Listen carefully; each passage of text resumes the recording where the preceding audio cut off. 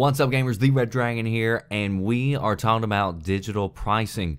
And so, one thing that's kind of weird to me, personally, is going into the digital marketplace and seeing the games the same exact price as what you would pay at a brick and mortar store. And in some cases, especially when you go look at like the 360 marketplace and their digital games, some of them are a lot higher than what you would pay if you were to go buy it somewhere else. And so anyway, Major Nelson was asked about this about a month ago and asked whether or not digital pricing was something that was going to be looked at on the Xbox One, and was it going to get more competitive? And he said yes, they were looking at it at the time.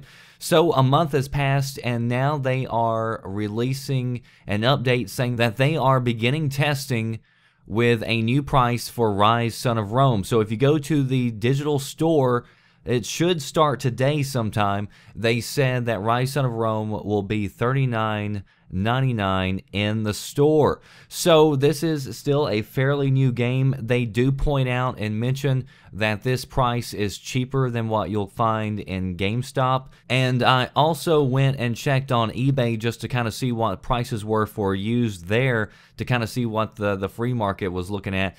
And they were going for pretty close to the same. It was around the low 30s, and then by the time you add in shipping, you might save $4 or $5 depending on who you buy it from if you bought it on eBay. But then again, if you buy it on eBay, you can always turn it back around and sell it or trade it in somewhere else. Now, they said this is in a testing phase, so I don't know if they're going to try different price points with different games or how long this is going to last. But hopefully, we will start seeing some better prices when it comes to digital games. And to me, it just doesn't even make sense. Like, it would make sense, I would think, as if I was looking at this from the business perspective. If I'm a developer, of course, digital is the ultimate DRM, is it not? Because you can't trade it in. It's that one sale, and yes, you may make less on the sale if you sold it at a discount, but you know that those copies aren't going anywhere else. Nobody else is going to be playing those copies. And so I would think that, yes, it makes sense to sell more at a cheaper price rather than selling fewer at a higher price point.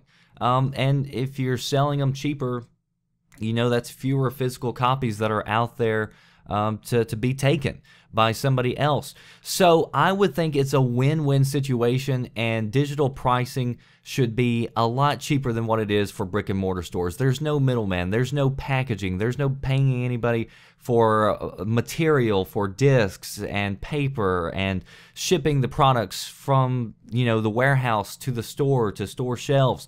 So there's a lot of cost benefits to going digital, and I don't get why we're still paying full price for digital. That does it for me, The Red Dragon. If you want to read more about it, links down in the description box. Subscribe if you're new, and drop a like on the way out. I'll see you next time. Thanks for watching.